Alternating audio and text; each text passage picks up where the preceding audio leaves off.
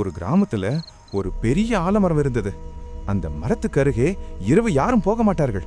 ஏன்னா அங்கே யாரோ தலைகீழாக தொங்குறாராம். ஒரு நாள் அருண் அதை நம்பாமல் இரவு அங்கே போனான். காற்றில்ல, அமைதி. அவன் மெதுவாக மரத்தை பார்த்தான். முதல் பார்வைக்கு எதுவும் தெரியல. அவன் சிரிச்சான். பேயிடர் எதுவும் இல்லை. அவன் திரும்பி நடக்க ஆரம்பிச்சான். அந்த நேரம் ஒரு சின்ன சத்தம், இலைகள் அசையும் சத்தம். அவன் மீண்டும் திரும்பி பார்த்தான். இந்த முறை மரத்தின் கிளையில் ஒரு பெண் தலைகீழாக தொங்கிக் கொண்டிருந்தாள். மொழி கீழே தொங்கியது, முகம் தெரியல. அவன் உடம்பு முழுக்க உறைந்து போச்சு. அவன் அங்கிருந்து ஓட முயற்சித்தான். ஆனா அந்த பெண் மெதுவாக ஆட ஆரம்பித்தாள். அவள் தலை மெதுவாக தூக்கப்பட்டது.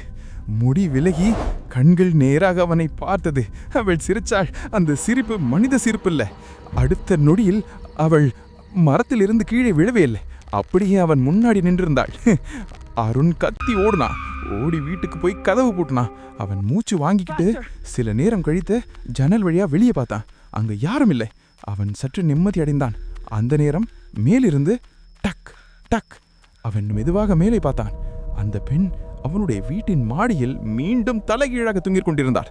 மேலும் இது போன்ற கதைகளுக்கு நம்ம சேனலை சப்ஸ்கிரைப் பண்ணிக்கோங்க. நன்றி.